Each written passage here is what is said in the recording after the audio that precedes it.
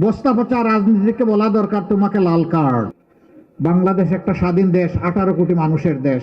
স্বাধীনতার 54 বছর আমাদের মান মর্যাদা অন্য জায়গায় বন্ধক রাখা হয়েছিল, অন্য দেশের কাছে বন্ধক রাখা হয়েছিল। আমরা সাফ জানিয়ে দিচ্ছি, এখন থেকে আধিপত্যবাদের ছায়া চিহ্ন বাংলাদেশে রাখা হবে না। আল্লাহ ছাড়া আমরা কাউকে পরোয়া করব না। পরোয়া করব শুধু পরওয়ারদিগারকে, আর কাউকে পরোয়া করার কোনো প্রশ্নই উঠে না।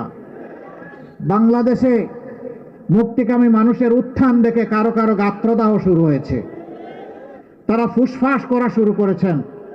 তাদেরকে পরিষ্কার করি, ভাই বন্ধু হয়ে থাকো, ভাই হয়ে থাকো, আমাদের যে প্রতিবেশী হয়ে থাকো। আমরা তোমাদের কোনো আভ্যন্তরীণ ব্যাপারে নাক গলাতে চাই না। মেহেরবানি করে আমাদেরও আভ্যন্তরীণ ব্যাপারে আপনারা নাক গলাতে আসবেন না।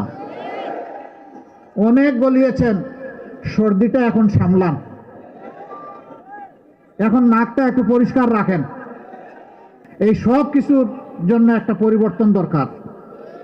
বস্তা পচা রাজনীতিকে বলা দরকার তোমাকে লাল কার্ড।